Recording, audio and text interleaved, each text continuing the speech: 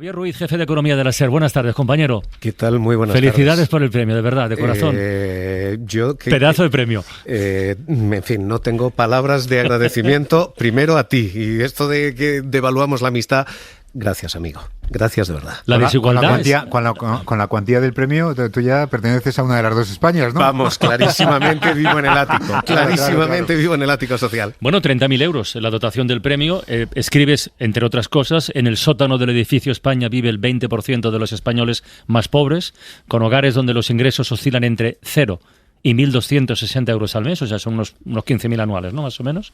En el ático de ese edificio viven los españoles más ricos, en cuyos hogares se ingresan entre 48.000 y 288.000 euros. Son datos del Banco de España, o sea, no son estimaciones hechas así a la tuntún. Y entre medias no hay nada. El tercer piso, el segundo, eso que toda la vida habíamos... Hay una clase media que cada día es más menguante y que cada día está más cerca del sótano que del ático. Y este es nuestro problema. Nuestro problema ahora mismo es que llevamos 3 crisis, y las 3 crisis las han pagado los que viven en el sótano social, en el primero y en el segundo. Fundamentalmente, la gente más pobre y las clases medias han pagado todo esto, y las clases más altas cada vez están mejor. No te quiero hacer aquí la avalancha de números, pero crisis de 2006 a 2014, 2018, la crisis del ladrillo, los del sótano perdieron el 24% de su renta. Perdieron 1 de cada 4 euros que ingresaban. Crisis después del COVID, y exactamente igual, el 18% de su renta. Y ahora, con esto de la inflación, fundamentalmente lo pagan los pobres, los que no pueden dejar de comer y cada día destinan más a la cesta. Conclusión, golpe 1, golpe 2 y golpe 3, el edificio se nos está carcomiendo por abajo. Tenemos un problema. Santiago Niño Becerra, buenas tardes. ¿Qué tal, Carlas? Y todos, y a todas. Hoy vas a hacer números con un colega de altura, no con la tropa tanto, que somos nosotros de cada semana, ¿eh? Javier, reitero, felicidades. Gracias, Santiago. Gracias. Oye, Santiago, ¿compras el planteamiento inicial del ensayo de Javier? Bueno, tú, de hecho, cuando hablas de economía siempre dices, hablo de economía, no de política. ¿Compras eso de que no hay dos Españas, que yo creo que también las hay, seguramente de derechas o de izquierdas, sino de ricos y de pobres? Bueno, a ver, es que yo creo que totalmente de acuerdo, no hay dos Españas de izquierdas y de derechas, y diría que tampoco hay dos Reinos Unidos, ni hay dos Francias. Es decir, esto ya lo dijo Cameron, lo dijo Manuel Valls cuando era primer ministro, no exactamente esto, ¿no? Pero lo que dijo es que la política cada vez cuenta menos, lo que dijeron. Y si ninguno de los modelos de gobierno que conocemos en el mundo capitalista, en el nuestro, digamos, para entendernos, si ninguno ha conseguido frenar, al menos aparentemente, esa tendencia galopante hacia la desigualdad, ¿hay algún referente, Javier, en el que podamos mirarnos? Algunos han conseguido más que otros. Está hablando Santiago de varios países, ¿no? Claro. ¿Hay algún referente en el que poder hay mirar? Un problema que decimos de no hay dos Españas de derechas o de izquierdas. Puede que las haya, pero fruto de esto, fruto de la renta. Es que está pasando una cosa que es absolutamente alucinante, y es que los pobres no votan. Que la gente que no tiene dinero no vota. Y por tanto, lo que se está imponiendo es una agenda de cuestiones de quienes sí votan. ¿Y quienes sí votan? Votan quienes están fundamentalmente en el ático. Hay 2 barrios en Euskadi que son casi vecinos y que son el ejemplo de lo que está pasando en este país. Son el barrio más rico y el barrio más pobre prácticamente de España. En el barrio más pobre, 3 de cada 4 habitantes, 3 de cada 4 no votan, no van a votar. En el barrio más rico, 3 de cada 4 sí van a votar. ¿Qué es lo que ocurre al final? Hombre, si tú eres político, si tú tienes que vender, pues, sinceramente, ¿qué vas a vender? No políticas redistributivas, no políticas igualitarias, sino... vamos a cargarnos sucesiones, vamos a cargarnos herencias, vamos a cargarnos patrimonio, y al final la España de derechas y de izquierdas es una España también de ricos y pobres. Estamos teniendo ese problema. Tenemos un problema en el que el mejor predictor de cómo vas a votar es literalmente cuánta pasta tienes. La renta. ¿Cuánta pasta tienes? Si me permitís, Sí, claro, por favor. Esto comparto totalmente. En Estados Unidos, en la campaña electoral para las elecciones del 79, en un discurso, el candidato entonces, Ronald Reagan, dijo que el problema de la economía de Estados Unidos era que los ricos no eran suficientemente ricos y los pobres no eran suficientemente pobres. Claro, de aquí se deduce, bueno, es que los pobres no le votarían a este señor. Claro, porque el 15% de la población de Estados Unidos, entonces al menos, no votaba nunca en nada. Entonces, evidentemente, los políticos, el mensaje de los políticos es para la gente que vota, evidentemente. Lo que pasa es que, claro, no estamos hablando entonces de un problema de ciudadanos, porque tanto los ricos como los pobres tienen su dignidad y todos trabajan y todos se esfuerzan por salir adelante, sino que estamos hablando de un problema del sistema. Y claro, estamos en un sistema de mercado y es que cada vez que... Antes decía Santiago Niño, la política cada vez tiene menos que decir, pero es que cada vez que la política intenta intervenir para limar estas diferencias, bueno, parece que llega al apocalipsis, ¿no?, por parte de algunos. Totalmente, y cada vez que se intenta hacer esta agenda de redistribución, resulta que somos socialcomunistas. Y resulta que tasas fiscales que han aplicado, políticos como Franklin Delano Roosevelt, republicano, conservador, y que estableció que quienes cobraban más de 50 millones de dólares tenían que pagar más de 50% de ingresos. Esto lo aplicó un conservador, y lo aplica un conservador hace no tanto tiempo. Bueno, pues a día de hoy, esta idea de un republicano es una idea de un socialcomunista. Decir que quienes tienen más de 1.000 millones de euros tienen que pagar más, esto ahora es socialcomunismo. Hemos movido la agenda, insisto, de una manera tal que plantear simplemente que quienes tienen más paguen más parece ser socialcomunista. Se nos ha ido la mano hacia una agenda muy conservadora. E insisto, nos está pasando a todos, nos está pasando también a los medios de comunicación. ¿Por qué tenemos lo que tenemos? Pues porque fundamentalmente los que estamos al micrófono somos hombres blancos con más o menos pasta y muy alejados de ese problema social de quienes están fuera y están marginados. Ahora, si muchos constituyentes de nuestra Constitución vigente levantasen la cabeza, que muchos de ellos están muertos, vamos, estarían alucinados de que les llamasen socialcomunistas. Y resulta que esa obligación de los gobiernos y de las autoridades públicas de fomentar la redistribución está en nuestra Constitución. Y es una idea, insisto, asumida por conservadores hasta literalmente anteayer. Claro. Y llega Reagan y llega Thatcher y de repente todo el paradigma ha cambiado. Si me permitís, tú ya sabes que yo necesito un gráfico para hablar, un gráfico, ¿eh? Bueno, pues imagínense ustedes un diablo, ¿no? El diablo que llevó a que prácticamente íbamos camino de la igualdad en España hasta literalmente el año en España 2008. Aquí no llegamos con Reagan, aquí llegamos con Aznar y con años de retraso. Pero a partir del año 2008 se vuelve a abrir la desigualdad y esto es lo que tenemos a día de hoy. Hemos tenido una convergencia de rentas muy potente, hemos tocado un punto en el que hemos cambiado de políticas y ahora estamos, en un edificio que tiene muchos problemas en el sótano, muchos problemas en el primero. Y donde el ascensor no funciona. En el ático se vive muy bien. Y donde el ascensor no funciona. Que esa es otra. Hoy leemos los resultados de un estudio. Ayer estuvimos hablando de educación y conciliación aquí en la ventana, según el cual la diferencia de estar o nacer en una familia rica o pobre, para entendernos, bueno, hace que los alumnos a un nivel determinado vayan los pobres con 2 cursos de retraso, que es una barbaridad. Y eso sigue. El ascensor social, el ascensor de nuestro edificio, está estropeado. Es la de educación y son los impuestos. Las dos cosas son el ascensor. Los impuestos muy inmediatos porque te permiten redistribuir rápido, la educación más lenta porque te permite subir a distinta velocidad. Pero nos está pasando que fuera de España, sitios como Harvard, por ejemplo, que pudieras ir a Harvard era el privilegio que te permitía saltar de clase social, ya no tienen a ningún estudiante, ninguno, 0, cuyos padres ganen menos de 168.000 euros al año. Eso es una renta que te mete literalmente en el ático. La educación ya es se está convirtiendo en perpetuador de diferencias, no en nivelador social. Y tenemos el mismo problema con los impuestos. Los impuestos ya no se están convirtiendo en esto. Así que tenemos un edificio que tiene carcoma en el sótano y el ascensor social roto. Tú propones en el ensayo precisamente, Didi John, Sistiaga, voy contigo, una reforma fiscal muy profunda. Ahora hablaremos de esto. Da la sensación de que el sistema capitalista, ¿no?, desde que ganó la historia, como diría el Fukuyama, ha generado una especie de estado profundo basado sobre todo en la educación, que hace que sigue generando esa desafección por la política entre los más pobres.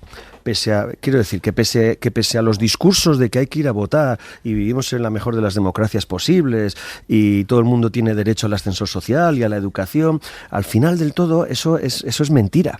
No existe, porque para que existan estas situaciones que estás diciendo, Javier, en tu libro, tiene que seguir habiendo esa desafección en la política. Los pobres, que son la gran masa, tienen que seguir quedándose en casa a la hora de votar. Pero yo soy firme defensor de la política. Creo que todos. Yo creo que la política importa. Claro. Y que se hagan unas u otras políticas da un resultado u otro. Diferente. Por ejemplo, en Estados Unidos la desigualdad está absolutamente disparada en niveles como no se veían nunca. En Francia hay una convergencia de rentas. ¿Por qué? Pues porque en un sitio se ha decidido tasar a unos y en otros no. En España tenemos un problema, que decía Francino, de ascensor social roto, y luego tenemos uno que quienes nos estén escuchando y me permitan abusar de la metáfora esta del edificio, tenemos un problema de suelos pegajosos y de techos pegajosos también. El que nace pobre tiene muy serias dificultades de llegar al ascensor social o de llegar arriba. Son necesarias, según la OCDE en España, 5 generaciones para que quien nace en el sótano, llegue al ático. 5 generaciones. Y sin embargo, quien nace rico solamente tiene un 15% de probabilidades de bajar de clase social. Tenemos un problema, y tenemos un problema de política. Porque si las políticas cambian, si tú aumentas becas, si tú aumentas gasto en educación, si tú aumentas gasto en ascensor social, se corrige esto. El problema es lo que hace la política. Javier, y tenemos otro problema de fraude fiscal en España. Claro. Absolutamente. Santiago insiste siempre en esto. Siempre. Absolutamente. Bueno, y también de criminalización por parte de la derecha de los impuestos. Es decir, esto de que pagar impuestos, la primera medida siempre es rebajar impuestos, sin decirnos por qué, ni para qué, ni qué piensan hacer rebajando los impuestos. Y en segundo lugar, ya esta segunda fase de que los impuestos van al bolsillo del presidente de gobierno, no van a las arcas públicas para... Se han forrado ustedes. Claro, se han forrado ustedes. El verbo forrarse, esto es muy peligroso, es decir, que los antisistema ahora lleven traje y corbata, pues me parece que es un gran peligro, ¿no? Yo en el libro, voy a hablar de mi libro, para eso estás. Yo en el libro digo esa frase, ¿usted se fiaría de un doctor que siempre, pase lo que pase, le recete amputación? Sí, pase lo que pase. Los impuestos son un instrumento más, y hay momentos en los que es bueno bajarlos y hay momentos en los que es bueno subirlos, y dependen del momento. Y esto de decir, pase lo que pase, la solución es una aspirina o que le amputen a usted el órgano, hombre, da la sensación de que es un poco de medicina amateur. Te digo más, si el CIS, en vez de preguntarnos por quién ganó el último debate entre Pedro Sánchez y Feijóo, preguntase a los españoles si estarían dispuestos a pagar muchos impuestos ganando un sueldo digno, pues claro, la mayoría quiere pagar muchos impuestos, porque pagar muchos impuestos significa que es que ganas lo suficiente como para poder hacerlo, ¿no? Santiago, y todo esto en un panorama donde el deterioro de la economía cada vez hay más signos, o al menos tú los tienes, de que se está acelerando. Yo pensaba que estaba la cosa más ralentizada, pero veo que no. Sí, y además pasa otra cosa, y es la velocidad con la que cambian las cosas. Sí, simplemente dejadme decir 3 datos. Hace 3 días el Banco Central Europeo publicó previsiones de inflación media. En junio del año 2022, es decir, en junio de este año, dijo que sería el 6,8. Hace 3 días ya dijo el 8,1. En el 2023... Para el 2023, en junio de este año, dijo que sería el 3,5. Anteayer dijo el 5,5. Es decir, es la velocidad de degradación. O sea, se están degradando las cosas, pero a una velocidad inmensa. Pero no hay ningún dato que permita pensar lo contrario. O sea, todos los datos que se van revisando son para más degradación. ¿No habrá alguno en un momento que sea para alguna mejora? Bueno, dentro de un tiempo no lo sé. Ahora no, Ahora todos los datos van a peor, excepto 4 cosas que pueda decir un político, evidentemente, en campaña electoral o buscando cosas raras. Pero organismos serios, todas las revisiones que se están haciendo, una de dos, o se estanca la situación o se va peor. Joder, pues vaya panorama. Sí. Yo decía ayer, los silencios son muy importantes y muy reveladores en la radio. Este pequeño silencio. Oye, por cierto, Santiago, una cosa que veo que me has apuntado hoy. Oye, ¿por qué el lujo está tan obsesionado con lo pobre? Hablo de lo de Balenciaga y el bolso que simula una bolsa de basura. ¿Qué pasa con el lujo que se inspira en lo más pobre para...? Sí, no ríais, que es así. Sí, no sabes lo del bolso esto es una cosa que no es nueva de ahora. Ya en el año 2008, un diseñador muy reconocido ya dijo que lo más interesante era la moda de los pobres, o lo que hacían los pobres. Sí, incluso en Estados Unidos, otra vez Estados Unidos. Esto lo dijo Lacroix. Diseñadores iban por barrios marginales, zonas marginales de barrios marginales, para captar ideas y luego trasladarlas a sus colecciones. ¿Por qué esto es así? Bueno, una persona rica se va a la Avenue Montaigne de París, se va a Christian Dior, se va a Valentino, tal, y se compra lo que quiere y se deja lo que quiere. Pero bueno, aquello ya está estandarizado, ¿no? Tiendas lujosísimas, etcétera, etcétera. Sin embargo, los pobres, las personas con baja renta, tienen que darle a la imaginación. Esa imaginación, evidentemente, una vez reconvertida, puede ser plasmada en ropas o en trajes o en atuendos de personas, evidentemente, multimillonarias. Ejemplo concreto. El bolso de Balenciaga. Os acordaréis que el movimiento punk llevaba imperdibles en la ropa. Bueno, a principios de los 70, esos imperdibles que unían jirones en la ropa, luego fueron convertidos en imperdibles de oro en los años 80, también para que se usara en la ropa, pero otro tipo de gente. El bolso de Balenciaga, insisto, que se llama Trashback, es un bolso inspirado, pero vamos, que lo ves y parece una bolsa de basura y cuesta 1.400 pavos. Fíjate. Exactamente. Bueno.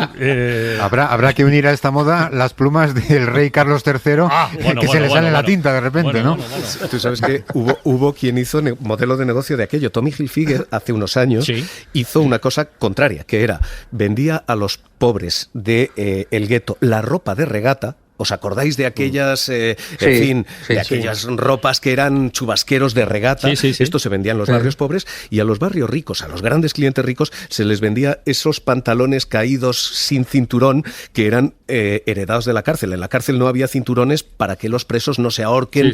Y se hizo el cross-selling. A los pobres se les vende la inspiración de los ricos, a los ricos la inspiración de los pobres. Si en esto de ganar dinero hay quien sabe. Y tú, a pesar de todo, sostienes en el libro que hay margen para el optimismo, Javier. Yo soy un yo también, optimista resignado. Yo soy un optimista que quiere creer que esto se puede arreglar. Yo cito a un amigo que es político en activo todavía, y al que cada vez que uno le reprocha es que estáis en la trinchera, es que no puede ser la trinchera, siempre me dice lo mismo. La gente no compra camisetas del árbitro. La gente compra o camisetas del Madrid o camisetas del Barça. La gente quiere la trinchera. Yo propongo que igual ha llegado el momento de empezar a comprar camisetas del árbitro, que hay que entenderse, y que hay que entender que en el otro lado también hay razones y a veces argumentos, y que no pasa nada. Hay gente de derechas que tiene razón en ciertas cosas y gente de izquierdas que la tiene también, pero si lo que vamos a hacer es o fascista o socialcomunista, vamos en un mal camino. En la economía y en todo. En todo. Me atrevería a decir. Santiago, por romper un poquito el paso y no quedarnos así con tal, de la lista de noticias, curiosidades que tú vas rascando por ahí y que nos traes aquí a la ventana, hoy ya no doy crédito. Tú fuiste el primero que empezó a hablar aquí de las impresoras 3D que harían de todo, prácticamente todo.